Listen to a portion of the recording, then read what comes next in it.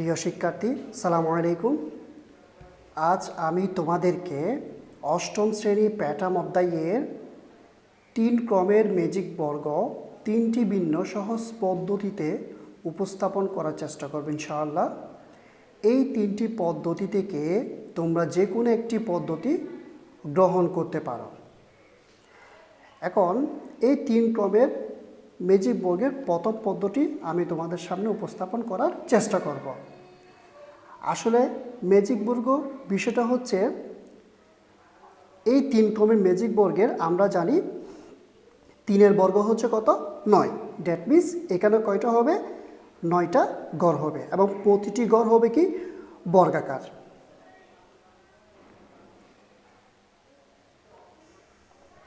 এই 1 থেকে 9 পর্যন্ত সংখ্যাগুলোকে আমি প্রতিটি গড়ে এমনভাবে সাজাবো যাতে করে আমি যেই দিক থেকে যোগ করি না কেন প্রতিটা লাইনের যোগফল কী হবে? সমান হবে। এদিকে সংখ্যাগুলো যোগ করলে একই রেজাল্ট হবে, এদিকে যোগ করলে একই রেজাল্ট হবে, কর্ণ বরাবর যদি আমি যোগ করি একই রেজাল্ট হবে। তাহলে এখন এটা করার জন্য প্রথম আমি কি করব?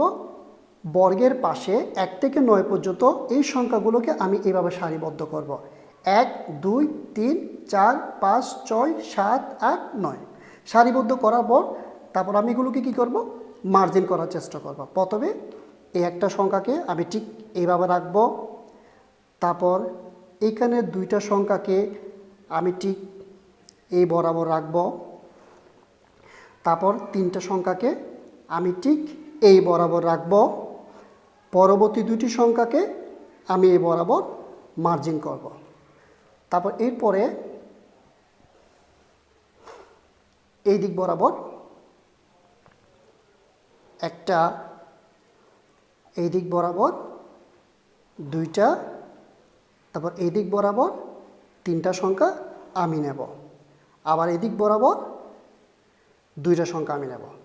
তাহলে শিক্ষার্থীরা তোমরা একটা জিনিস খেয়াল করো, এই যে এখানে একটা বর্গ সৃষ্টি হলো, এই বর্গের মধ্যে কোন সংখ্যাটা বাইরে আছে? যেমন এদিকের 1 বাইরে আছে, এদিকে 9 বাইরে আছে, এদিকে 3 বাইরে আছে, এদিকে 7 বাইরে আছে। তাহলে আমি এদিকের সংখ্যা 1 আমি ঠিক এই জায়গার মধ্যে লিখব, এদিকের 9 ঠিক এই জায়গায় লিখব, এদিকের 7 আমি ঠিক এই জায়গায় লিখব, এদিকে 3 আমি ঠিক এই জায়গার মধ্যে লিখব। তাহলে এখন আমি কি পেলাম? প্রথম সারির মধ্যে 4 9 2 4 9 2, দ্বিতীয়তে কি পেলাম? 3 5 7 3 5 7, তৃতীয় লাইনে কি পেলাম? 8 1 6 8 1 6।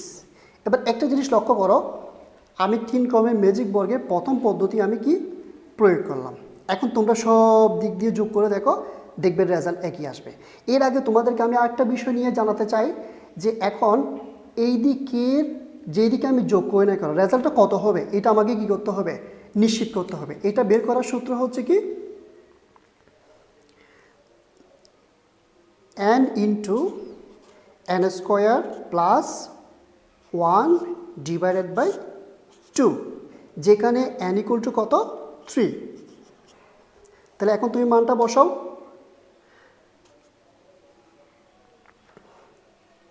তাহলে এখানে n এর মান যদি আমি কি বসাই? 3 বসাই, এখানেও 3 হবে, আর এখানে হচ্ছে কত? 1 ডিভাইডেড বাই কত? 2। এইবার একটা জিনিস খেয়াল করো, 3-এর বর্গ হচ্ছে 9, 9 আর 1 10, 3 10 কত? 30। 30কে যদি আমি 2 দিয়ে ভাগ করি তাহলে আমি কত পাবো? 15। আচ্ছা, এবার দেখো যোগগুলো আমরা একটু মিলিয়ে দেখব।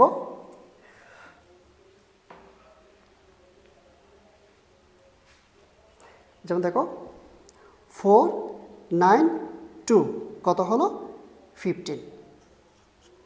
3 5 7 15, 8 1 6 মিলে কত হলো? 15। এবার এদিক থেকে আসো, 7 2 6 মিলে কত? 15। 9 5 1 মিলে কত হবে? 15, 4, 3, 8 মিলে কত হবে 15। এবার আমরা কর্ণ বরাবর একটু লক্ষ্য করি, 4, 5, 6, তাও কত হচ্ছে 15। আবার এদিক যাই 8, 5, 2, তাও মিলে কত পাচ্ছি আমরা 15 পাচ্ছি। তাহলে 3 ক্রমের ম্যাজিক বর্গের মধ্যে আমরা একটা জিনিস বুঝতে পারলাম যে এই 1 থেকে 9 পর্যন্ত সংখ্যাগুলোকে আমি এমনভাবে সাজাবো যেদিক থেকে আমি যোগ করি না কেন আমার যোগফল কী হবে, একই হবে, অর্থাৎ 15। এটা হচ্ছে টেকনিক 1। এরপর আমরা দ্বিতীয় টেকনিকে যাওয়ার চেষ্টা করব। প্রিয় শিক্ষার্থী, এবার দ্বিতীয় পদ্ধতিতে আমরা 3 ক্রমের ম্যাজিক বর্গ বের করার চেষ্টা করব। এই জন্য প্রথমে তোমাকে 2টি ঘর এভাবে আঁকতে হবে। তাহলে এখানে আমি কি করব, প্রথমে ঠিক এই বরাবর 1, 2, 3, 4, 5, 6, 7, 8, 9 এইভাবে বসাবো সারিবদ্ধভাবে। এরপর দেখো তুমি ঠিক এই বরাবর একটা বর্গ কল্পনা করো। তাহলে এই বর্গের বাইরে এদিকে কি আছে 3, তা 3টাকে আমি ঠিক এই জায়গার মধ্যে নিয়ে আসব। আবার বর্গের বাইরে এদিকে কত আছে 7, 7কে আমি কি করব, ঠিক এই জায়গার মধ্যে নিয়ে আসব।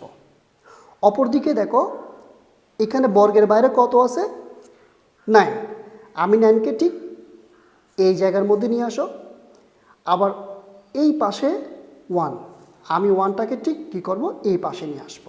তাহলে কি কি পেলাম 2, 7, 6, 2, 7, 6, এদিকে দেখো 9, 5, 1, 9, 5, 1, এদিকে দেখো 4, 3, 8, 4, 3, 8। এই তো আমরা দ্বিতীয় পদ্ধতি অনুসরণ করে 3 ক্রমের ম্যাজিক বর্গ আমরা শেষ করলাম। এবার তোমরা একটু করে দেখো, তুমি যেই দিক থেকে গণনা করো না কেন যোগফল সর্বদা কী থাকবে, একই থাকবে। যেমন তুমি দেখো 2, 7, 6 মিলে হচ্ছে কত 15, 9, 5, 1 মিলে কত হচ্ছে 15, 4, 3, 8 মিলে কত হচ্ছে 15। একইভাবে এইদিকেও যদি আমরা গণনা করি 15 আসবে, এইদিকেও গণনা করলে আমাদের কি আসবে 15। ঠিক একইভাবে এইদিকেও গণনা করলে আমরা কি পাবো 15 পাবো। যদি আমরা কর্ণ বরাবর হিসাব করি তাও আমাদের রেজাল্ট আসবে কত 15। একইভাবে যদি ঠিক এই বরাবর যদি কর্ণ বরাবর আমরা কি করি গণনা করি তাও আমরা রেজাল্ট পাবো কি 15। এ হচ্ছে আমাদের 3 ক্রমের ম্যাজিক বর্গের দ্বিতীয় পদ্ধতি। তোমরা চাইলে এই পদ্ধতিও কি করতে পারো, প্রয়োগ করতে পারো।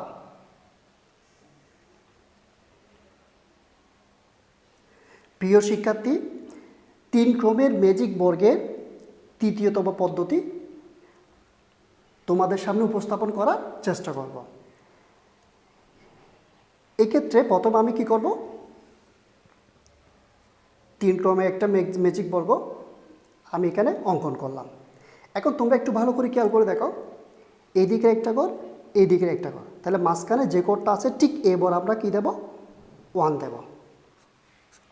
1 দেওয়ার পর তারপর আমরা কি করব, ঠিক এ বরাবর একটা তীর চিহ্ন দেব প্রত্যেকটা সংখ্যার ক্ষেত্রে। তাহলে এখানে কত হবে 2। তাহলে যেহেতু 2 এখানে কোনো ঘর খালি নাই, তাহলে সে কি হয়ে যাবে ঠিক এই বরাবর নেমে যাবে।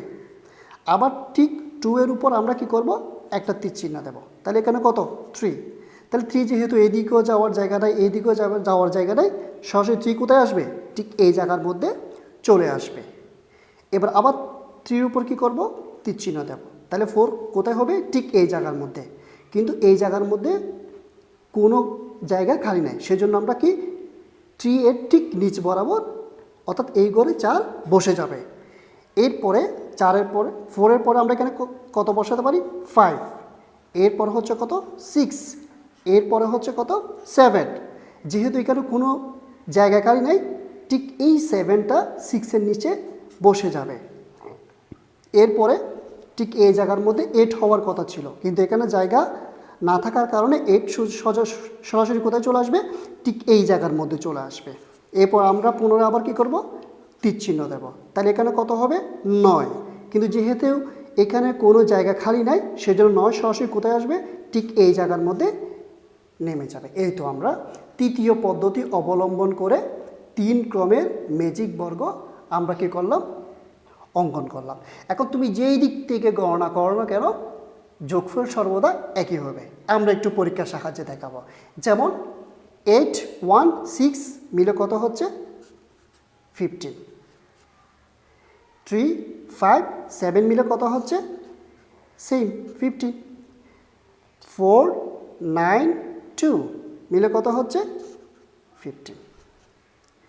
এই দিক থেকে করি 6, 7, 2 তাও মিলে 15 হচ্ছে।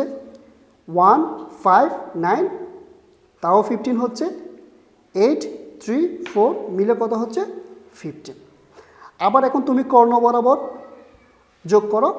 8, 5, 2 মিলে কত হচ্ছে, 15। এই কর্ণ বরাবর হিসাব করো। 4, 5, 6 মিলে কত হচ্ছে, 15। এই হচ্ছে 3 ক্রমে ম্যাজিক বর্গের তৃতীয়তম পদ্ধতি। তবে এই পদ্ধতির সাহায্যে আমরা সকল বেজোড় ম্যাজিক সংখ্যার বর্গ আমরা অনায়াসে একটি পদ্ধতির মাধ্যমে আমরা সমাধান করতে পারবো। আমি তোমাদের সামনে 3টা পদ্ধতি প্রয়োগ করলাম। 3টা থেকে যে কোনো একটা পদ্ধতি তোমাদের পছন্দনীয়, তোমরা ব্যবহার করতে পারো। এইবার এই পদ্ধতি থেকে আমরা ভিন্ন একটা জিনিস আজকে জানার চেষ্টা করব। এইখানে আমরা নতুন আজকে একটা জিনিস শিখব। তাহলে আমরা একটা জিনিস লক্ষ্য করি,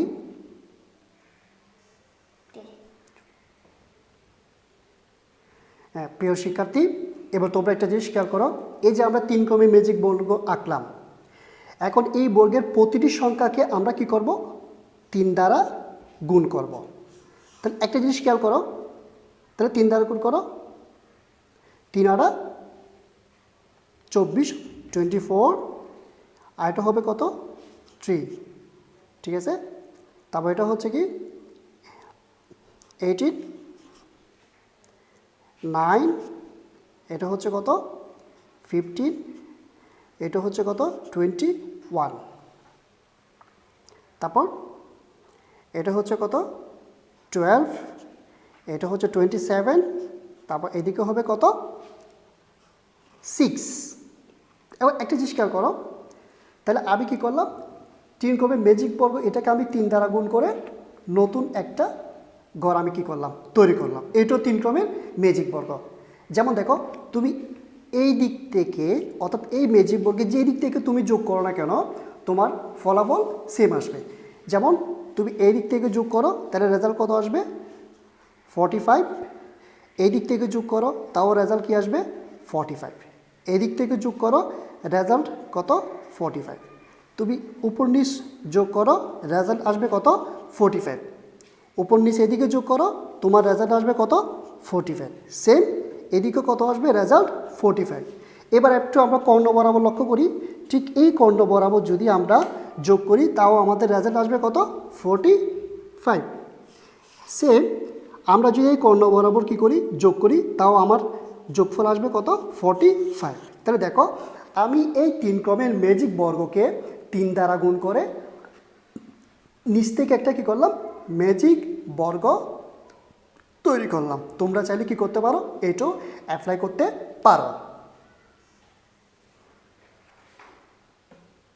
প্রিয় শিক্ষার্থী, এইবার আমরা 3 ক্রমের ম্যাজিক বর্গের প্রতিটি সংখ্যার সাথে আমরা কি করব, 5 যোগ করব। তাহলে রেজাল্টে কি আসে দেখো।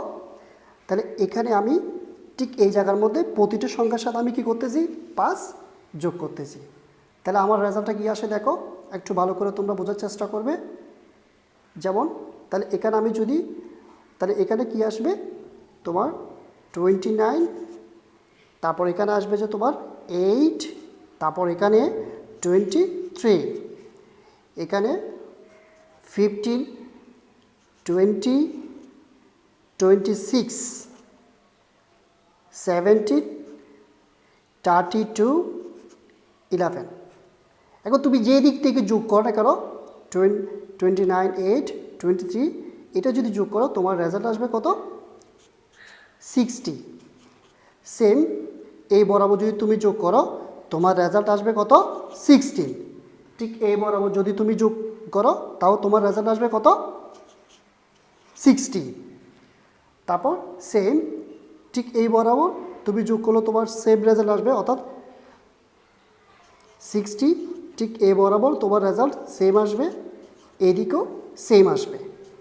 তারপর তুমি এখন কর্ণ বরাবর হিসাব করো। ঠিক আমি যদি এই বরাবর অর্থাৎ এইটা এইটা এই তিনটা যদি যোগ করি তাহলে আমার রেজাল্ট কত আসবে একই, সেটা হলো কত 60।